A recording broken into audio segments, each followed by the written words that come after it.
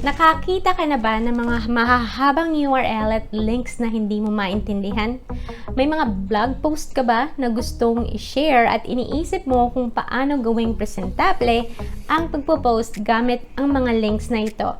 May affiliate links ka ba na pagkahaba-haba at gusto mong magmukhang desente ang pagpo-post mo ng mga links? In this video, i-explain ko sa iyo ang URL, custom URL, bakit kailangan i-shorten ang affiliate link, paano i-shorten ang link sa Bitly, at URL shortener approved by affiliate programs. Hi, I'm Babelyn Malate from babelynmalate.com. I help Filipinos start an online business. Dito sa channel ko, gumagawa ako ng mga videos na makakatulong sa pag-build mo ng sarili mong online business. Kung hindi ka pa subscriber, make sure to hit that subscribe button at notification bell para updated ka sa mga bagong video uploads natin in the future. Ano ang URL or link? Ang link or URL ay ang address ng web page online.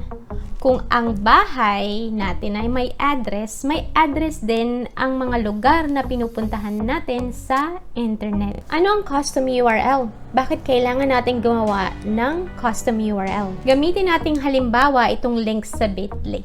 Medyo mahaba at ang daming signs at words na hindi masyadong maintindihan. Pwede tayong gumawa ng ganitong address na mas maiksi at madaling tingnan.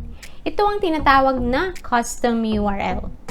I-customize natin yung original na link sa isang bagong link. Di ba mas presentable at mas magandang tingnan yung shortened link? Bakit kailangang i-shorten ang affiliate link? Affiliate link is a unique combination of numbers and letters provided ng affiliate programs.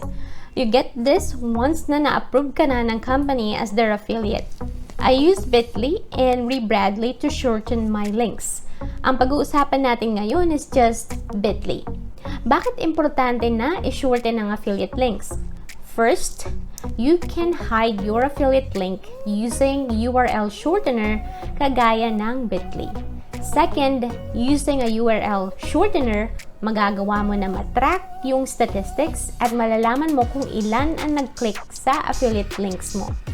Pag may data ka at measurable ang action mo, mas madali kang makakagawa ng decision at steps na related sa iyong marketing. How to shorten links using Bitly? Dito sa bitly.com, may makikita ka na tab, itong shorten link. And dito natin ilalagay yung i-shorten natin ng link. So, for example, punta tayo dito sa site na to. Ito yung i-shorten natin na link. And then i-paste lang natin.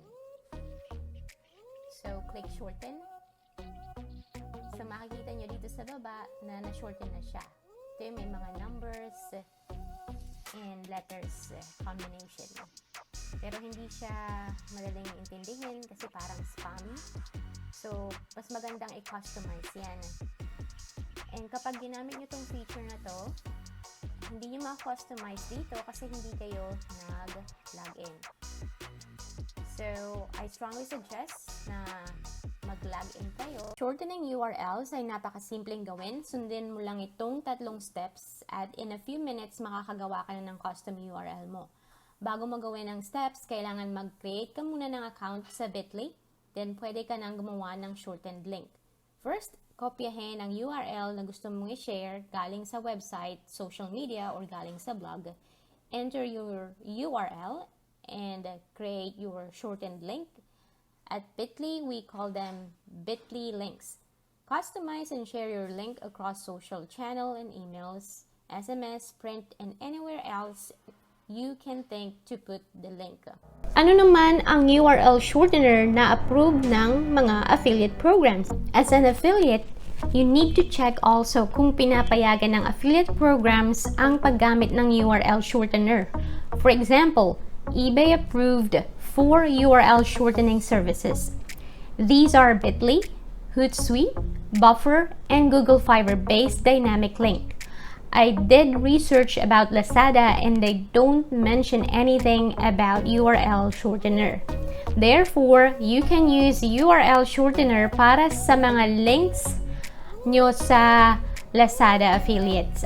For Amazon, they still allow affiliates to use URL shortener for as long as decent at talagang mapupunta yung tao na nag-click ng link sa Amazon. Kung may mga tanong pa kayo, please just write it down below sa my comment area natin. And do not forget to download my affiliate marketing ebook. Kung kayo ay interesado sa affiliate marketing, I especially dedicated my time and effort to help those people who are seriously wanting to establish their own, marketing channel, anything that's related to affiliate marketing. So affiliate marketing, I'm very focused on that one.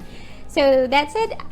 Don't forget to watch other videos. I also make other videos, of course, related to YouTube, affiliate marketing, and of course itong messenger marketing. So I have a lot of videos now that you can watch them if you have the free time, because I'm sure na marami kayong matututunan.